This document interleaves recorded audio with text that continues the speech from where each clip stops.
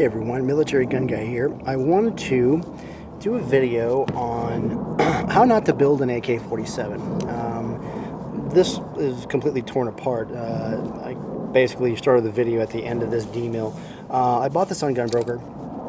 I knew it had problems, so I wasn't fully that surprised when I got home, or I actually finally received it and I took it apart. The previous owner had said that the weapon would not eject periodically, but otherwise, quote unquote, ran well.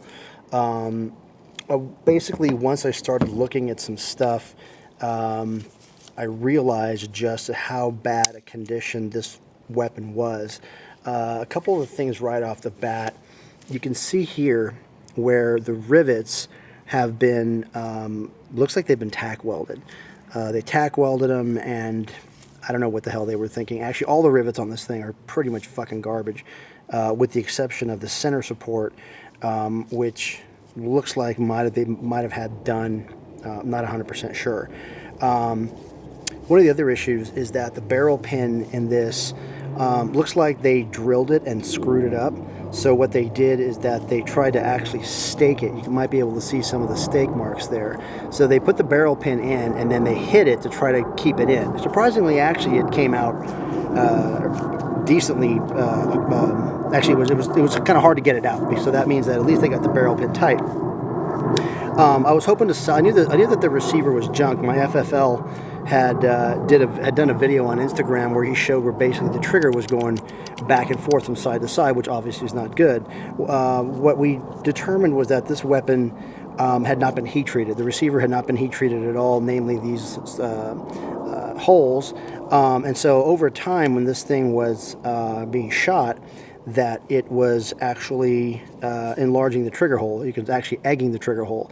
Now, it's also possible that maybe they didn't heat treat it and actually drilled it offside, out of whack, mainly because you can see down here where the trigger hole actually, or the trigger pinhole, sorry, is actually going to the bottom of the actual receiver.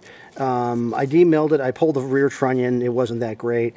They had used a bolt from a Sega and made this fit. I'll get to this in a minute.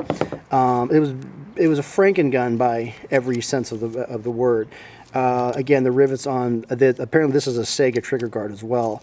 The rivets on this are garbage. I mean, everything is absolute garbage. The trigger guard actually can be saved as long as also with the fire control group. So I'm going to pull all that stuff out. And this has been peeled apart after I ground off the rivet heads to see if I could save the rear trunnion. This was built on a brand new barrel. Unfortunately, when they built it, the front sight was canted to the left. The rear sight was actually canted to the right. The gas block was canted, which wouldn't have been a major ordeal. You can see where they tapped it, or they basically pressed it into place, and then they didn't like where they had put it. They realized they didn't push it back far enough, so they drilled basically 4 sets of grooves for the retainer pins. The barrel would have been useful up to that point, but then I also noticed that they had welded the rear sight to the barrel itself. You can see where they kind of egged the hole a little bit. Again, not a major issue. The weld is an issue, obviously, because welding a rear sight is just not that good. And these barrels, I mean, this stuff is not really designed to be welded on anyway. You start changing you don't know how high this thing had been welded at to where they may have changed the hardness of the barrel itself. The other issue is you can see where they had, again, they beat the shit out of the trunnion. I don't know how the fuck they got this in here, but they also did some kind of a crude grind and weld, or weld and grind job.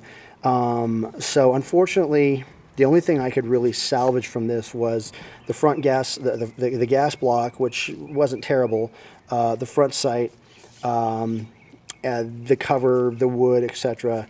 But pretty much almost everything you see here, with the exception of the fire control group and this trigger guard, which I still have to demill, is pretty much junk. Unfortunately, they took very good American parts and made it into a very nice, at one point, what was a very nice Bulgarian kit, and effectively completely fucking destroyed it. The other issue was when I checked headspace, I had put a no-go gauge into the bolt, and I ran it into the chamber, the bolt actually closed on a no-go gauge, and there was about a 1/4 inch of the gauge sticking out of the chamber. So this thing was so far out of headspace, it was almost dangerous. It was dangerous to fire. Let's get to the bolt. They had used a Sega bolt carrier. It had been kind of damaged, but not too bad. For some reason, they decided that they wanted to pull the rivet on it, and they re-riveted the thing. I was able to trade it off to a builder here in town who was able to trade me for an M92 bolt carrier that I happened to need. So he was able to work on it with his stuff because he could use it for spare parts. I needed an M92 bolt carrier because mine was cracked. You know, everybody kind of wins. Now getting to the bolt, you can see a lot of grind marks. There's a lot of marks on this thing, and I don't think this gun was actually fired that much, to be honest. I think this thing was just a monstrosity from the beginning. If you look at a normal Bulgarian bolt, these cuts are not that deep. So they had ground these areas flat. They ground this. They actually shortened the length of the bolt, so you can see when see how much the firing pin actually sticks out. They also, I don't know what kind of pin they used for the firing pin retainer, and it looks like they may have used some half-assed pin for the extractor. So this bolt, unfortunately, is probably mostly junk. I could probably salvage it, but to be honest, with the amount of damage that they did to it trying to make it work, I'm unfortunately going to probably have to junk it too. So I have a new receiver for this. I'm going to source a barrel for it. I already have a rear sight on order along with a new trunnion. This trunnion's completely junk. Even if I was, you know, I could pull I could grind these off and pull the rivets out, but unfortunately with this they may have actually changed the hardness of the trunnion to where it may be dangerous to fire. And again, I don't know what they did to this thing. It's just terrible. One other thing that they complained about, interesting enough, was the extractor. They didn't really make much of an effort to kind of trim the extractor evenly, so it's got kind of a shark fin kind of look to it. I think they just kind of kept grinding on this thing until they got parts to work. You know, again, it's a buyer beware when you're you know, buying something online.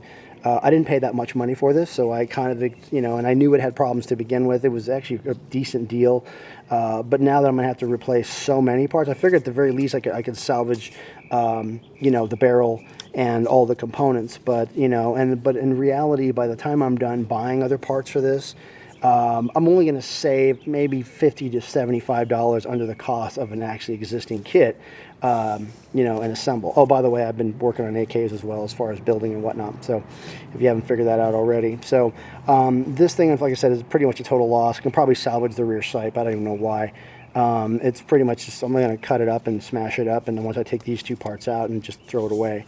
And it's too bad because, you know, it had the potential to be a really nice gun. I'm going to take the usable parts. I'm going to make it into something nice. I was kind of hoping to save this bolt. Again, with it shortened, this should also, if you can see where it's kind of chamfered around the edge, this should actually be literally perfectly flat. If you look at the back of an AK bolt, whether it's a 47 or a 74, these are perfectly straight and flat.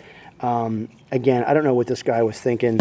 The hammer doesn't seem to be, they didn't seem to grind the hammer, which is kind of amazing because there's very few areas on this gun that they didn't actually grind. So, like I said, I'm going to basically finish taking this thing apart and kind of see, you know, if there's anything else that I can salvage or whatnot. And in the process, I'm going to be putting together the new 74, properly headspaced, as you've seen in the other videos, properly assembled, everything, you know, no welds, nothing half-assed like that, and actually, you know, turn the gun into what it's supposed to be. So anyway, like I said, when checking out an AK, you know, again, it's kind of the luck of the draw. You know, you may get a great one, and even some of the guns that are coming from the big manufacturers, who I won't really name, are also known. I had an RPK that I picked up that I wasn't really that happy with. You know, it is what it is, and there was nothing really wrong with the gun. The gun was fine. I didn't care the degree of the fit and finish. You know, so I mean, if you're spending $800, $900, $1,000, $1,200 on a gun, especially on an AK-47, I think you should get your money's worth. I think what's happened with a lot of people is that they think that because the AK is so durable, you can bury them in sand and run them over with a truck and all that shit. I think that they expect that they can even build them, you know, with the tolerances off and expect them to run correctly. And yeah, they will to a certain extent, but at some point your longevity is going to be affected. You know, 500 rounds down the line, your gun may fall apart. These weren't countersunk either. So more than likely, after firing this gun, if it even got a 500 rounds, let it blowing up in your face, you would have had the rear trunnion just fall right out or shear off the rivets. So definitely something to look at when you're buying a gun. You know, especially something that you don't know if you know if it has problems like this. You know, if you're a tinker like me, you know, obviously you take a risk either way, but understand what you're getting into.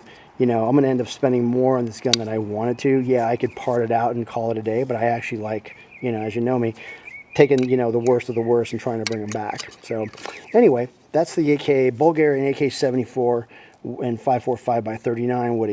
What's supposed to be. Now it's just a pile of junk with a crappy receiver and a not shot out, but welded in fucked up barrel. So, you know, keep an eye out for stuff. You know, if you have any questions, email me at militarygunguy702@gmail.com. I'll have new videos up over the next several weeks as I've been shooting a lot of stuff. So stay tuned, and I hope you like what you see. Bye.